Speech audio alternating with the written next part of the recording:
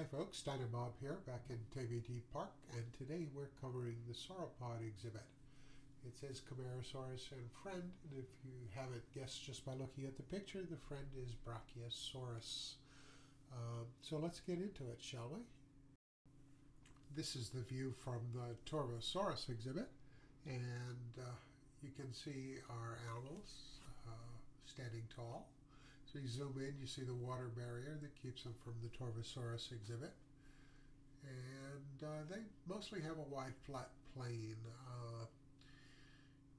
It looks a little too flat, I think, and I'll probably be going back in and adding some rocks in the future. But then again, these are big animals, they need it kind of flat.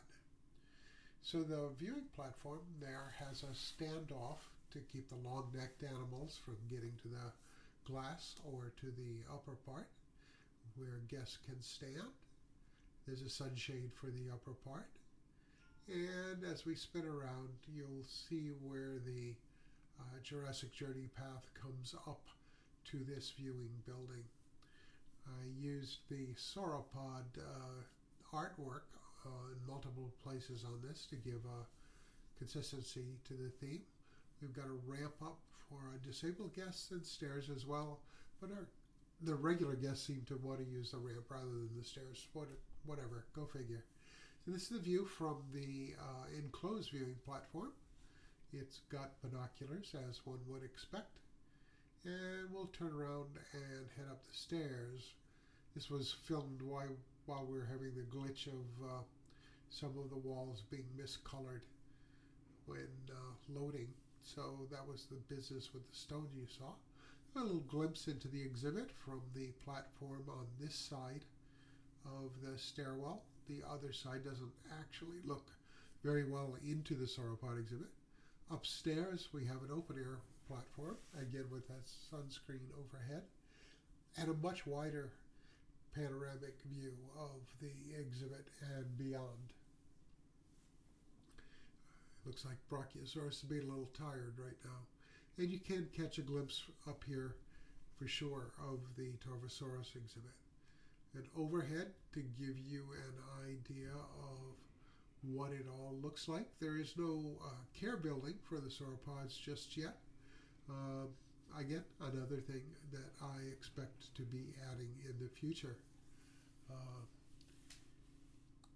And let's spend some time looking at our animals.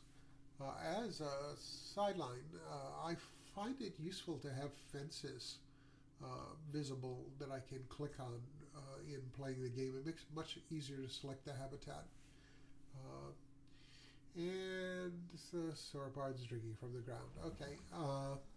After this video, I went back in and messed a little bit with the water there because I had been playing with the ground. And it resulted in the usual animals drinking where there used to be water.